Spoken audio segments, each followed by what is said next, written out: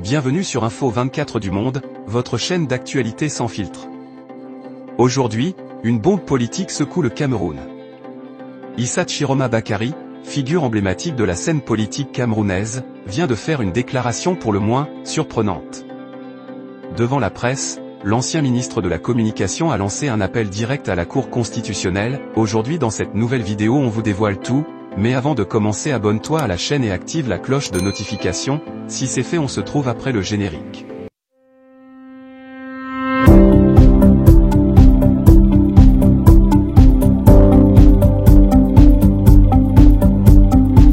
C'est un véritable tremblement de terre politique qui secoue le Cameroun. Alors que les tensions montent à l'approche de l'élection présidentielle de 2025, Issa Chiroma Bakary, figure bien connue du paysage politique camerounais et ancien ministre de la Communication, crée la surprise en demandant publiquement à la Cour constitutionnelle de réintégrer Maurice Kamto sur la liste électorale. Oui, vous avez bien entendu.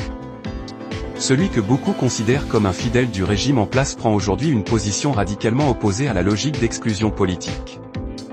Pour Chiroma, barrer la route à Kamto est non seulement injuste, mais surtout dangereux pour l'image et l'avenir démocratique du pays. Il parle de justice, d'équité, et surtout de cohésion nationale. Selon lui, priver un leader aussi influent que Kamto de participer au processus électoral reviendrait à renforcer la fracture politique et sociale déjà bien installée. Dans un ton grave mais résolu, Chiroma a martelé que le Cameroun avait besoin de toutes ses forces politiques pour traverser cette période sensible. Son message est clair, si l'on veut des élections crédibles, elles doivent être inclusives. Alors que de nombreux observateurs s'interrogent sur ses réelles motivations, certains y voient un acte courageux, d'autres une manœuvre calculée. Mais une chose est sûre, cette sortie inattendue relance le débat et met une pression supplémentaire sur la Cour constitutionnelle.